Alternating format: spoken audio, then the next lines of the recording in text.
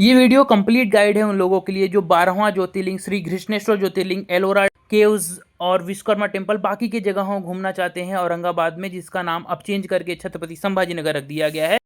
तो हमारी जर्नी जो स्टार्ट होती है वो दादर रेलवे स्टेशन, जो कि सेंट्रल लाइन में आपको आना है। दादर रेलवे स्टेशन में सेंट्रल लाइन पे, अगर आप मुंबई में कहीं पे भी हैं तो आप सभी को पता होगा दादर कहाँ पे है। अगर आप बाहर कहीं से आ रहे हैं, मुंबई आपका पहला डेस्टिनेशन है, तो आप दादर रेलवे स्टेशन पे आ जाइए। और दादर रेलवे स्टेशन से जो मुझे सबसे अच्छी ट्रेन लगी वो जनशताब्दी एक्सप्रेस थी। और इसकी खास बात ये है कि ये कम समय में आपको पहुंचा देती है। दोपहर से दादर से निकलती है और इसका जो है टिकट लगभग 190 रुपये का है अगर आप सेकंड स्लीपर लेते हैं। तो इस तरह से मैं जो है ट्रेन ले लेता हूँ। आपको पूरा वीडियो ध्यान से देखना है, इसमें कंप्लीट आपको मैं बताने वाला हूँ कहाँ रुकना है, कैसे आपको दर्शन करना है और कौन कौन सी जगह घूमना है, आपके लिए बेस्ट क्या है। अगर आप फैमिली के साथ में जा रहे हैं तो आपको क्या करना है। तो मैं यहाँ पहुँच जाता हूँ छत्रपति संभाजी नगर में। देखता हूँ पोलियो का कैंपेन भी चलता रहता है, थैंक्स टू एनसीसी और एनएसएस के जो कैडेट रहते हैं, वो कॉलेज के जो स्टूडेंट रहते हैं, थैंक्स टू गवर्नमेंट जो इनिशिएटिव चला रहे हैं। अभी मैं यहाँ पे पहुँच जाता हूँ और आपको एक बात इंपॉर्टेंट याद रखना है कि लगभग 6:30 बजे तक आप वहाँ पहुँच जाएंगे। तो अगर आप समय को वेस्ट ना करेंगे तो उसी दिन आपका दर्शन भी हो जाएगा। तो रेलवे स्टेशन पे पहुंचने के बाद मैं क्या करता हूँ, बाहर जाके मैं सोचता हूँ पहले तो वहाँ पे रुक जाता हूँ एक दिन के लिए। फिर मैं आगे देखता हूँ, रिक्शा वाले से पूछता हूँ कि कितना समय लगेगा। वो लगभग बोलते हैं कि 1 घंटे के अंदर आपको पहुँचा दिया जाएगा। तो ये एक बात याद रखिए कि यहाँ पे 100 रुपये पर सीट के हिसाब से रहता है। तो अगर आप फैमिली लेके जा रहे हैं तो उसके अकॉर्डिंग आप काउंट कर सकते हैं। लगभग 6 लोग इस रिक्शे में बैठ सकते हैं, इनके पास बड़ी रिक्शा जो रहती है। या फिर आप लोग क्या कर सकते हैं कि जो सेंट्रल बस स्टैंड है वहाँ पे जाके आप गवर्नमेंट के बस ले सकते हैं, जो कि 40 रुपये के लगभग लेती है और आपको वहाँ पे मंदिर के सामने उतार देगी। यहाँ आने का अच्छा मौसम तो मानसून माना जाता है, लेकिन कैसा मानसून में बहुत प्रॉब्लम भी हो सकता है, इसलिए आप मानसून के थोड़ा बहुत पहले आ जाइए। ऐसा ज़्यादा भी बहुत ज़्यादा बारिश भी ना रहे, ताकि कम भीड़ रहती है। कैसा जैसे ही बारिश चालू होती है तो भीड़ और बढ़ने लगती है, इसलिए थोड़ा उसके पहले आ जाइए। तो मैं तो आया था तो मेरा 1 घंटे के अंदर दर्शन वगैरह सब अच्छे से हो गया था। आपको मंदिर के गर्भगृह में जाते समय आपको क्या करना पड़ता है, आपका जो टी शर्ट वगैरह है, शर्ट जो भी है, उसको उतारना पड़ता है। तो पैंट के अलावा जो आपको ऊपर का हिस्सा है, उसके ऊपर का कपड़ा जो भी जेंट्स लोग हैं उनको उतारना पड़ता है। जो लेडीज़ होती हैं उनको आपको ट्रेडिशनल ड्रेस आप पहन के जा सकती हैं अंदर। तो इस तरह से मेरा बढ़िया से दर्शन हो गया। मंदिर के जस्ट सामने ही मोबाइल रखने के लिए बना हुआ है स्टोर। वो कुछ रुपए लेता है, 30-40 रुपए, तो वो मोबाइल रखने के लिए जगह है। आप अंदर मोबाइल या कोई इलेक्ट्रॉनिक डिवाइस नहीं ले जा सकते हैं। एक बात मुझे और अच्छा लगा है ज्योतिर्लिंग का, कि यहाँ पे आप जाके अच्छे से गर्भगृह में जाके आप अच्छे से ज्योतिर्लिंग को टच कर सकते हैं और वहाँ पे आप हाथ जोड़ के माथा टेक सकते हैं। तो ऐसा कोई यहाँ पे बंदिश नहीं है। बात करें इस मंदिर के आर्किटेक्चर को, तो इसको रेड रॉक से बनाया गया था। 18th सेंचुरी में इसको रीबिल्ड कराया गया था मराठा क्वीन महारानी अहिल्याबाई होलकर के द्वारा। कल्चरल बिलीफ ऐसा है कि जिन कपल को, पति पत्नी को बच्चे नहीं हो रहे हैं, फर्टिलिटी प्रॉब्लम है, वो यहाँ पे आके मन्नत मानते हैं। ऑल ओवर इंडिया से यहाँ पे लोग आके इस चीज़ का मन्नत मानते हैं, उनकी मन्नत पूरी होती है। यदि इस मंदिर का हिस्टोरिकल बैकग्राउंड की बात की जाए तो ऐसा कहा जाता है पुराणों में कि दक्षिण देश में एक सुधर्मा नाम के एक ब्राह्मण हुआ करते थे। उनकी पत्नी का नाम था सुदेहा। उन दोनों के बीच में काफ़ी प्रेम था, पर फिर भी ऐसा माना जाता था एस्ट्रोनॉमिकल कैलकुलेशन के हिसाब से कि सुदेहा के वॉम्ब में से कोई बच्चा नहीं हो सकता है। इसलिए सुदेहा कहती हैं कि आप उनकी छोटी बहन घुष्मा से शादी कर लीजिए। पहले तो वो मना करते हैं, बाद में घुष्मा की और सुधर्मा की शादी हो जाती है। कुछ समय बीतने के बाद घुष्मा को एक बहुत ही प्यारा सा बच्चा होता है। और घुष्मा जी जो है महादेव की बहुत बड़ी भक्त रहती हैं। वो डेली 101 शिवलिंग का पूजा करती थी और वो पूजा करने के बाद क्या करती थी, जहाँ पे मैं खड़ा हूँ इसी शिव कुंड में लाके उसको विसर्जित करती थी। तो महादेव उनसे काफ़ी प्रसन्न रहते थे। लेकिन क्या होता है कि धीरे धीरे समय जब बीतता जाता है तो उनकी बड़ी बहन को उनसे जलन होने लगता है कि हमारे जो पति थे उनका प्यार तो उनकी छोटी बहन को मिल रहा है और बच्चा भी हमारा नहीं है। तो क्या करती हैं, उनके बच्चे को एक दिन मार देती हैं। वो सोया रहता है और उसको ले जाके इसी तालाब में फेंक देती हैं जहाँ पे मैं खड़ा हूँ इस समय, जहाँ पे वो शिवलिंग का विसर्जन किया करती थी उनकी छोटी बहन घुष्मा। तो जैसे ही वो जब वो मार देती हैं, लेकिन जो घुष्मा थी उनका भगवान शिव के प्रति जो प्रेम था, जो निष्ठा था, ये कम नहीं होता है। फिर भी अगले दिन भी वो जाती हैं उसी तरीके से पूजा करना, उसी तरह से 101 शिवलिंग बना के उसका पूजा करना और ले आके उसमें विसर्जित करना। लेकिन जैसे ही वो उसको विसर्जित करती हैं शिवकुंड में, वैसे ही देखती हैं उनका बच्चा दौड़ते हुए आता है और रोज़ की भांति उनका पैर छू के उनसे आशीर्वाद लेता है। लेकिन पूरी कहानी जानने के बाद उनको थोड़ा तकलीफ होता है, लेकिन तभी जो है शिव जी प्रकट हो जाते हैं। और शिव जी प्रकट हो जाते हैं और वो अपनी भक्त के खिलाफ इतना बड़ा षड्यंत्र देख के उनको काफ़ी क्रोध आता है। वो कहते हैं कि मैं इसी समय सुदेहा को मृत्युदंड देता हूँ। लेकिन जो घुष्मा थी उनको बहुत ही दयालु थी और वो कहती हैं नहीं, ये तो हमारी बहन है, इनको माफ़ कर दीजिए। इस तरह से अपने भक्त की बातें सुनकर शिव जी उनको माफ़ कर देते हैं और वो शिव जी से कहती हैं कि प्रभु आप अब यहीं बस जाइए लोक कल्याण के लिए। और इसलिए इस ज्योतिर्लिंग को हम लोग स्वयंभू ज्योतिर्लिंग भी कहते हैं। और साथ साथ में अपने इस भक्त को इतना दयालु और इतना फॉरगिवनेस इस चीज़ को देखते हुए महादेव कहते हैं कि आज से इस ज्योतिर्लिंग का नाम आपके नाम पर घृष्णेश्वर ज्योतिर्लिंग के नाम से जाना जाएगा। और ये 12वां ज्योतिर्लिंग का जब तक दर्शन नहीं होता है तब तक कहते हैं कि आपका दर्शन कंप्लीट नहीं हुआ है ज्योतिर्लिंग का। इसलिए बोलिए हर हर महादेव। और इस तरह से हमारा दर्शन होने के बाद और ये कहानी आपको अच्छी लगी होगी तो लाइक ज़रूर करिएगा, बहुत मेहनत लगता है बनाने में। तो हम लोग इस दर्शन करके निकल जाते हैं अपना रूम देखने के लिए। मंदिर के पास में ही बहुत सारे आपको रूम मिल जाएंगे। तो हम चूँकि 6 लोग थे तो हमने एक रूम लिया था और ये लगभग 6 लोगों के लिए 1000 फैमिली के लिए था। तो आप चाहें तो 100 रुपये की डॉर्मेट्री भी मैं देखा था, पोस्टर लगा हुआ था। साथ में 50 रुपीज़ की पर पर्सन के लिए भी अवेलेबल था जो ट्रस्ट के द्वारा होता है। तो आप मंदिर के पास आपको बहुत सारे मिल जाएंगे, नियर बाय ही है, जस्ट आप सामने देख मंदिर से जैसे ही निकलेंगे तुरंत मिल जाएगा। इस तरह से मंदिर से आने के बाद हम लोग जो है बढ़िया से रेस्ट करते हैं उस रात। और रात को रेस्ट करने के बाद सुबह सुबह आराम से उठ के 8 बजे तक हम लोग क्या करते हैं, फिर निकल जाते हैं बाकी जगहों घूमने के लिए। तो जैसे अजंता है, एलोरा है। अजंता काफ़ी दूर है तो आप एलोरा घूम सकते हैं। और एलोरा घूमने के बाद आप जो है श्री विनायक टेम्पल, श्री विश्वकर्मा टेम्पल, बाकी की जगहों पे घूम सकते हैं। तो मैंने क्या किया था, चूँकि हमारे साथ में 6 लोग थे तो ऑटो वाले का पैकेज था 600 का, आपको 6-7 जगह वो लोग घुमाएंगे। तो वो मैंने पैकेज ले लिया था क्योंकि मेरे साथ में 6 लोग थे तो मुझे लगा ये मेरे लिए सबसे बढ़िया और सस्ता भी रहेगा। अगर आप अकेले हैं तो 1-2 किलोमीटर की डिस्टेंस पे आप वैसे भी घूम सकते हैं। ये जो पैकेज था इसकी खास बात ये थी कि जो ऑटो रिक्शा वाले होते हैं वो आपको एक जगह पहुंचा देंगे, आप बढ़िया वहां से घूम लीजिए। उसके बाद आप उनको बोल दीजिए कि अब मुझे दूसरे जगह चलना है तो आपको दूसरे जगह वो लेके जाएंगे। कोई ऐसा हड़बड़ी नहीं था कि आप यहाँ जल्दी चलिए, इसलिए मुझे ये बहुत अच्छा लगा। तो हमारा जो पहला स्टॉपेज था वो श्री दत्ता मंदिर था। यहाँ की खास बात ये है कि यहाँ पे बहुत ही पॉजिटिव वाइब मिलती है। और आपको पता ही होगा कि जो भगवान दत्तात्रेय थे वो ब्रह्मा विष्णु महेश के अवतार माने जाते हैं। यहाँ पे बहुत ही पॉजिटिव वाइब आती है। यहाँ पे पहुँचेंगे आपको बहुत अच्छा लगेगा। मंदिर के पास में ही है, जो ज्योतिर्लिंग है आपका वहाँ से पास में है, तो आप यहाँ आपको जरूर आना चाहिए। यहाँ पे बहुत आपको अच्छा लगेगा। तो मैं यहाँ पे आने के बाद दर्शन करता हूँ बढ़िया से, और दर्शन करने के बाद फिर निकल जाता हूँ दूसरे डेस्टिनेशन के लिए। जो अगला डेस्टिनेशन है हमारा वो श्री विश्वकर्मा टेम्पल है। इस मंदिर में आके आप अपने कारोबार के लिए, आप अपनी कुछ चीज़ें खरीद रहे हैं उसके लिए आप मांग सकते हैं भगवान से कि वो इच्छा जल्दी पूरा हो। आपको पता होगा भगवान विश्वकर्मा जी जो थे ब्रह्मांड के सबसे पहले और सबसे महान इंजीनियर या आर्किटेक्ट आप उनको कह सकते हैं। उन्होंने भव्य और दिव्य नगरियां बनाई थी, जैसे सोने की लंका हो गया, द्वारिका नगरी हो गई, इंद्रप्रस्थ, स्वर्गलोक, ये सब चीज़ें उन्होंने बनाया था। अगर आप अस्त्र शस्त्र की बात करें तो उन्होंने जो है शिव जी का जो त्रिशूल था उसकी कलाकृति, भगवान विष्णु जी का जो सुदर्शन चक्र था उसको डिज़ाइन उन्होंने बनाया था। ओडिशा के जगन्नाथपुरी में जो श्री कृष्ण, सुभद्रा और बलराम जी की जो लकड़ी की मूर्ति है, ऐसा माना जाता है कि वृद्ध का रूप लेके विश्वकर्मा जी आए थे और उन्होंने ही बनाया था उसको। इस मंदिर के जस्ट बाजू में अगर आप देखेंगे तो शिवलिंग के आकार के शिव जी का एक मंदिर है, जिस मंदिर के अंदर अगर आप जाएंगे तो आपको जो है सभी ज्योतिर्लिंग का एक साथ में दर्शन हो सकता है। और ये जो जगह था ना, ये बहुत ही शांत और बहुत ही ज़्यादा ऐसा लग रहा था कि यार एकदम नेचर फ्रेंडली, बहुत अच्छा लग रहा था यहाँ पे। और आप विजिट कर रहे हैं अगर ज्योतिर्लिंग टेम्पल दर्शन करने के लिए तो यहाँ पे ज़रूर आपको आना चाहिए। ये पास में ही है 1-2 किलोमीटर। इसके बाद हम लोग पहुँच जाते हैं मारुति मंदिर पे। पास में ही हनुमान जी टेम्पल है, खुलताबाद करके एक जगह पे है, रत्नपुर भी कहते हैं उसको, छत्रपति संभाजी नगर में ही। और वहाँ पे हम लोग पहुँच जाते हैं श्री लेटे हनुमान जी के मंदिर में, और वहाँ पे हम लोग बजरंगबली का दर्शन करते हैं। और उसके बाद मंदिर का परिक्रमा करते हुए फिर हम यहाँ से निकलते हैं हमारे नेक्स्ट डेस्टिनेशन की तरफ पे, जो कि है लक्ष्मी विनायक टेम्पल। तो ये गणपति बप्पा का मंदिर है।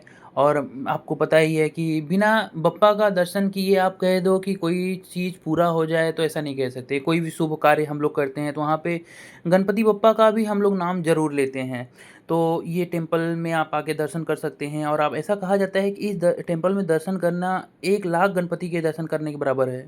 तो दोस्तों अब हम लोग आ चुके हैं एलोरा केव्स। आप लोगों को पता ही होगा कि जो अजंता और एलोरा के केव्स है ये यूनेस्को के वर्ल्ड हेरिटेज साइट्स में आते हैं। तो सबसे पहले मैं आया हूँ एलोरा के केव्स में। अजंता यहाँ से 100 किलोमीटर के लगभग दूरी पर है। तो एलोरा केव में जाने के लिए आपको सबसे पहले जो है 40 रुपीज़ का टिकट लेना पड़ता है, कूपन लेना पड़ता है। आप उसके ऑफिशियल वेबसाइट से भी वहाँ टिकट निकाल सकते हैं। 15 साल से जो कम बच्चे होते हैं उनका टिकट यहाँ पे नहीं लगता है। तो यहाँ पे आने के बाद, एलोरा साइड पे आने के बाद आपको पूरा मैं डिटेल बताऊंगा इस वीडियो में, आप बने रहिए, ध्यान से देखिएगा। अंदर आने के बाद 40 रुपये का इलेक्ट्रिक व्हीकल रहता है गवर्नमेंट का पर पर्सन का, तो उसको आप लेके वो आपको टोटल केव्स घुमाएंगे जो इंपॉर्टेंट केव है। तो सबसे पहले जब आप अंदर आएंगे तो इस जगह पे खड़े रहेंगे। सो यहाँ पे टोटल 34 केव्स है। 1 से लेके 12 तक बुद्धिस्ट केव, 13 से लेके 29 तक हिंदू केव, उसका 30 से 34 जो 5 केव है जैन केव है। जो गाड़ी लेंगे इलेक्ट्रिक व्हीकल गवर्नमेंट का, आप इस जगह पे खड़े रहेंगे। यहाँ से लेके जाएंगे 30 नंबर केव पे, 30 टू 34 आप वहाँ पे घूम सकते हैं जैन केव्स। जैन केव के बाद आपको लेके जाएंगे केव नंबर 29 पे, इस जगह पे। और इस जगह पे आप लोग वाटरफॉल शिव पार्वती कल्याणम करके, तो इन जगहों पे आप घूम सकते हैं। यहाँ पे ही वाटरफॉल है, व्यू पॉइंट है, वो सब देखने के बाद आपको फिर से रिटर्न उस जगह पहुंचा देगा जहाँ से आप स्टार्ट किए थे। तो 30 से 34 पहला। दूसरा हमारा ये हो गया केव नंबर 29। उसके केव नंबर 29 के आसपास के केव, उसका सीधा आपको एंट्री पॉइंट जहाँ पे आप है तो वहाँ से, तो वहाँ पे 100 मीटर की डिस्टेंस पे केव नंबर 16 है, वो घूमेंगे। 1 से लेके जो 12 केव है यहाँ पे, वो आपको पैदल जाके देख सकते हैं, उसको पैकेज में इंक्लूडेड नहीं रहता है। बट उतना ही जगह जितना इलेक्ट्रिक व्हीकल में, उतना ही घूमते घूमते आपको जो है टोटल लगभग जो है 2 से ढाई घंटा लग जाएगा आराम से, अगर हर एक चीज़ वहाँ पे एक्सप्लोर करेंगे आप। बीच के जो केव्स है वो सिमिलर केव्स है केव नंबर 16 के, तो वहाँ पे आप नहीं जाएंगे तो भी चलेगा, बट इतना केव आप देख सकते हैं। तो हम लोग स्टार्ट करते हैं अपनी जर्नी। सबसे पहले जहाँ पे हम एंट्री करते हैं उस जगह पे कुछ ऐसा दिखता है आपको। तो इस तरह से आप व्यू देख सकते हैं। इस जगह को हम लोग, इस जो सामने केव दिख रहा है, इसको हम लोग आखिरी में एक्सप्लोर करेंगे। पहले इलेक्ट्रिक व्हीकल लेके हम लोग चलते हैं केव नंबर 30 टू 34 पे। काफ़ी लोग यहाँ पे पैदल भी जाते हुए दिखते हैं। अगर आपको लगता है आप पैदल जा सकते हैं 2-3 किलोमीटर, तो आप पैदल भी एक्सप्लोर कर सकते हैं। तो मैं इलेक्ट्रिक व्हीकल लेके पहुँच गया हूँ केव नंबर 30 टू 34 पे। ये जो केव है ये जैन केव्स हैं। आपको पता होगा वर्धमान महावीर जो जैन धर्म के 24वें तीर्थंकर थे, आप उनसे रिलेटेड चीज़ें आपको यहाँ पे देखने को मिल जाएंगी और आप यहाँ पे अच्छी चीज़ों को एक्सप्लोर कर सकते हैं। आगे जो है इसके ऊपर सीढ़ी बनी है, उधर उस तरफ आप देख सकते हैं, उसके ऊपर चढ़ के आप अच्छा आपको व्यू मिलेगा फ़ोटोज़ वगैरह भी निकालने के लिए। ये जो केव्स है ये जैन धर्म में जो दिगंबर सेक्ट है उनको डेडिकेटेड है, तो आप ये बात को भी आपको ध्यान रखना है। तो आपको पता होगा जैन धर्म में 2 सेक्ट होते हैं, श्वेतांबर और दिगंबर, तो ये दिगंबर सेक्ट से रिलेटेड। तो आप देख सकते हैं यहाँ पे जो दीवारों पर डिज़ाइन बनाया गया है, आर्किटेक्चरल की एक बहुत ही ज़्यादा आप कह सकते हैं मिसाल है एक। आपको इसको भी जो है एक वंडर में शामिल कर देना चाहिए। तो आप लोग ये देख सकते हैं, ये लगभग 10th 11th सेंचुरी एडी, मतलब जो क्राइस्ट के जन्म के बाद 10th 11th सेंचुरी के समय बनाया गया है, ऐसा मिलता है। तो स्टार्ट करते हैं जो हम लोग एक्सप्लोर करना। केव नंबर जो 32 है ये डेडिकेटेड है दिगंबर सेक्ट को, जो कि 10th 11th सेंचुरी में बनाया गया था। और अगर आप देखेंगे तो मंदिर के जैसे ही अंदर जाएंगे तो बीच प्रांगण में अगर आप मध्य में देखेंगे जो चतुर्वेदी प्रवेश द्वार है, इसमें भगवान महावीर का सर्वतोभद्र प्रतिमा है और यहाँ पे जो हाथी का प्रतिबिंब है, साथ में मान स्तंभ जो है, मान स्तंभ ये डिनोट करता है जो जैन धर्म का कीर्ति आप कह सकते हैं, विश्व भर में जो विख्यात थी उसको आप मान सकते हैं। और आपको पता है ये जो केव नंबर 32 है इसको लोकली इंद्र सभा कहते हैं, क्योंकि जो इस पे जो डिज़ाइन उकेरे गए हैं इस तरह से, जो मातंगी की प्रतिमाएं हैं, इसको ऐसा समझा गया है कि इंद्र की प्रतिमा है, इसलिए इसको इंद्र सभा भी कहा जाता है। चलते हैं अंदर और देखते हैं जो भगवान महावीर की जो शिल्प बना हुआ है यहाँ पे, आप देख सकते हैं कितना फाइनिंग है इसमें और कितना अच्छा लगता है। तो और आप आएंगे तो जो मेन मंदिर है इस 2 मंजिला है। अगर आप ऊपरी दीवारी पर जाएंगे, जो ऊपर का जो दीवारी है बरामदे में जाएंगे, तो वहाँ पे अगर आप देखेंगे तो मातंग की प्रतिमाएं है। मातंग जो है जैन धर्म में हम कह सकते हैं कि जो धन संपत्ति के देवता को माना जाता है, और अंबिका जो है वैभव की देवी माना जाता है, तो उनकी प्रतिमाएं भी उकेरी गई हैं। और उन्हीं मातंग की प्रतिमाएं को ही देख कर ऐसा लगता है जैसे इंद्र जी की प्रतिमा है, इसलिए इसको जो है इंद्र सभा कहा जाता है। तो नेक्स्ट है हमारा केव नंबर 34। केव नंबर 34 में आप देखेंगे तो भगवान महावीर का जो शिल्प बना हुआ है वो मेडिटेशन मुद्रा में बना हुआ है, और साथ में जैन गॉडेस जो अंबिका जी हैं उनका भी आपको यहाँ पे शिल्प देखने को मिलेगा। चलते हैं अगले केव में जो केव नंबर 33 है। इस केव को जगन्नाथ सभा के नाम से भी जाना जाता है। यह 2 मंजिला जो केव है, इसके अंदर पार्श्वनाथ और वर्धमान महावीर जो जैन धर्म के तीर्थंकर हैं, उनके साथ में गॉडेस ऑफ वेल्थ और गॉडेस ऑफ प्रॉस्पेरिटी जो सिद्धिका हैं और मातंग, इनका आपको शिल्प देखने को मिलेगा। नेक्स्ट हम लोग चलते हैं केव नंबर 29। केव नंबर 29 को हम लोग दुमार लेना भी कहते हैं। ये केव डेडिकेटेड है भगवान शिव को, और यहाँ पे अगर आप अंदर जाएंगे तो जो दीवार पर उकेरी गई यमुना जी की प्रतिमाएं हैं, उसको देख के ऐसा लगता है जैसे सीता माता का प्रतिमा है, इसीलिए इसको सीता की नहानी भी कहते हैं। यहाँ पे जो वाटरफॉल है बाजू में, तो ये भी आपको ध्यान में रखना है। और जब मंदिर के अंदर जाएंगे आप तो आपको बहुत सारी चीज़ें दिखेंगी। जैसे यहाँ पे आपको दिखेगी अंधकासुर का जो वध किया था भगवान शिव ने। आपको पता होगा वो अंधकासुर जो थे वो एक बहुत बड़े डेमन थे, ठीक है, उनको वरदान मिला था कि जब भी उनको कोई मारेगा तो उनके हर बूंद से एक नया राक्षस पैदा होगा। तो आप देख सकते हैं यहाँ पे भगवान शिव ने अंधकासुर को मारा था और एक गॉडेस योगेश्वरा जी प्रकट हुई थी ताकि जो उनके खून का एक एक बूंद को इकट्ठा कर सके ताकि उससे कोई नया राक्षस ना पैदा हो। और ऐसे ही माउंट शेकिंग कैलाश आप देखेंगे यहाँ पे रावण जो थे जा रहे थे अपने पुष्पक विमान से, तो बीच में जो कैलाश पर्वत पर बैठ पड़ता है तो उन्होंने क्या किया था, कैलाश को ही सोचा कि मैं उठा के अपने रास्ते से हटा दूं। तो भगवान शिव जी मुस्कुराते हुए अपने एक पैर के सिर्फ एक अंगूठे से उस पर्वत को दबा दिया था और रावण जो है नीचे दबे रह गए। बाद में उन्होंने बहुत तपस्या किया, शिव तांडव स्त्रोत होता है उसको उन्होंने बोला, रिपीट किया, बोला बहुत बार, भगवान का प्रार्थना किया तो भगवान ने प्रकट होकर उन्हें छोड़ दिया, उन्हें जो है एक वेपन भी दिया गिफ्ट में। तो इस तरह से भगवान शिव को भोलेनाथ कहते हैं और बहुत ही भोले हैं वो। तो इस तरह से इसके बारे में है, अगर आप आएंगे यहाँ पे बहुत कुछ चीज़ें आपको देखने को मिलेगा। हर एक आप कह सकते हैं कि जो शिल्प है, हर एक डिज़ाइन बनी हुई है, हर एक का अपना अपना महत्व है यहाँ पे और हर शिल्प के पीछे कोई ना कोई स्टोरी है। जब आप उन स्टोरी को समझेंगे तो आपको समझ में आएगा कि कितने महान वो शिल्पकार रहे होंगे जो जिन्होंने इस चीज़ को बनाया है, इस शिल्प को बनाया है। और आपको बता दूँ ये 6वीं 8वीं शताब्दी के करीब के ये टेम्पल्स हैं, तो आप अनुमान लगा सकते हैं कितना पुराना है ये। और साथ में आपको ये भी पता होना चाहिए कि ये जो यहाँ के आपको शिल्प देखने को मिलेंगे, ये जो केव है केव 29, ये जो मुंबई में एलिफेंटा केव है, आपको पता होगा जो मुंबई गए होंगे एलिफेंटा केव, मुंबई गेटवे ऑफ इंडिया से जो बोट चलती है वहाँ से आपको पहुँचा देंगे एलिफेंटा केव, तो उससे सिमिलर। तो इस तरह से यहाँ की पूरी जो स्टोरी है और आप देखेंगे तो बढ़िया आगे जाएंगे यहाँ से तो थोड़ा आपको व्यू पॉइंट भी रहेगा बढ़िया। जो सामने के आपको दिख रहे हैं केव्स, वहाँ पे आप जा सकते हैं, लेकिन वो थोड़ा दूरी पड़ता है और पैदल आपको जाना रहता है एक्सप्लोर करने के लिए, तो मैं वहाँ पे नहीं गया था, लेकिन आप वहाँ पे जाके एक्सप्लोर कर सकते हैं और भी बहुत सारी चीज़ों को। साथ में जो वाटरफॉल देखने को मिल रहा है मानसून के समय में, ये बहुत ज़्यादा अद्भुत दिखता है, तो इसका भी आनंद आप ले सकते हैं। आप केव के अंदर एंट्री करने से पहले ही आपको व्यू पॉइंट है बढ़िया से वहाँ पर फ़ोटो लेने के लिए, ताकि बैकग्राउंड में आपको ये वाटरफॉल भी दिखेगा। तो ये सब भी सामने आप देख सकते हैं, यहाँ पे जो माता पार्वती और शिव जी का शादी की भी आपको दिख जाएगी आपको प्रतिमाएं यहाँ पे, तो ये सब भी देख सकते हैं। तो यहाँ का आनंद उठाते हुए और हम लोग ये वाटरफॉल देखते हुए चलते हैं अपना ईवी जो व्हीकल था उसको लेके गवर्नमेंट का, चलते हैं एंट्री पॉइंट जहाँ से स्टार्ट हुआ था। यहाँ आने के बाद सबसे पहले हम लोग चलते हैं केव नंबर 16 पे।